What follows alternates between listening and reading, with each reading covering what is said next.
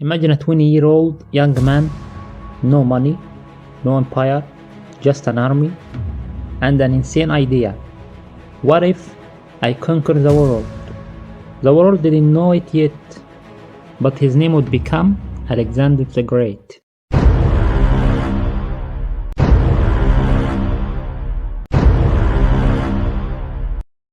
Assalamu alaikum warahmatullahi wabarakatuh and welcome to a new story. Today's story is not about a king, not just a general. It's about a man who believed that impossible is just a word people use when they are afraid. So, get on your camel. We're traveling to 356 BC. Alexander was born in Macedon. His father, Philip, was one of the smartest kings of his time. Philip conquered Greek. Alexander was planning to conquer everything else.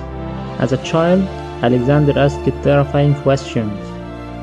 Why do men obey? Why do empires fall? And why should we stop expanding? His mother Olympias told him something even more dangerous. You're not just human. You're the son of Zeus, great for confidence, terrible for humility. Philip hired a tutor, not just anyone, Aristotle. Yes, that Aristotle. Alexander studied philosophy, science, politics, history. Aristotle taught him wisdom.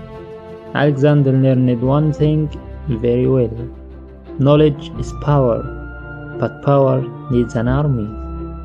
Philip was assassinated. Alexander became king at 20 years old.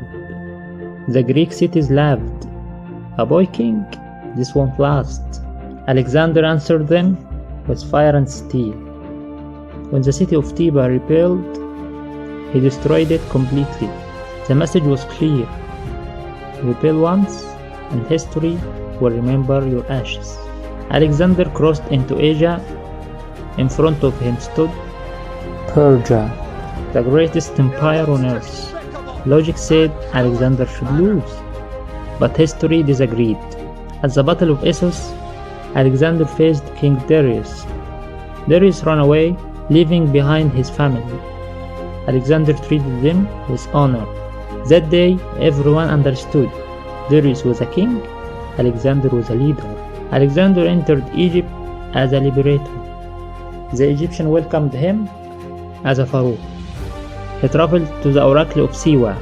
The priestess told him, "You are the son of Amun." Alexander believed them very enthusiastically. He founded the city that still carries his name, Alexandria, one of the most beautiful cities in the world. Immortality unlocked. When the world wasn't enough, Alexander defeated Persia completely, but stopping was never his talent. He marched into India. His soldiers finally said, "We're done." For the first time in his life, Alexander heard the word no, and that broke something inside him. Alexander returned to Babylon. Suddenly, he fell ill. At 32 years old, the man who conquered the world died. No heir ready, no plan. They asked him, "Who should rule after you?" Alexander whispered, "The strongest." And with that sentence, he started the war from the grave. After his death, silence filled the room. Not grief, calculation. Alexander left a newborn son, a mentally disabled brother. Real power belonged to his generals, known as the Diaduchi, the successors. The power struggle. Bird-cast right rule in the name of the royal family. That means I'm in charge. He was assassinated by his own army. Ptolemy played smart. He took Egypt. He even stole Alexander's body and buried it in Alexandria to legitimize his rule. Result, the Ptolemaic dynasty, which ruled Egypt for nearly 300 years. Seleucus took the eastern lands, Babylon, Persia, Syria. He built the largest kingdom after Alexander. Antigonus wanted everything. Greed made everyone unite against him. He died in battle, but at the end, who won really? No one ruled the whole empire. The real winners: Ptolemy in Egypt, Seleucus in the east.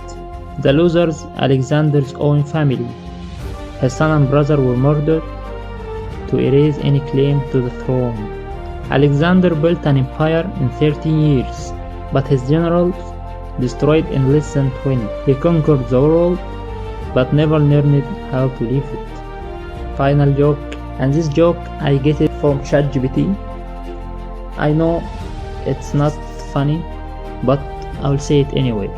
Alexander conquered the entire world, and his generals looked at it and said, "Great, now let's reunite and fight over what's left." Support us to make more videos, and see you in the next tale, inshallah. Salam.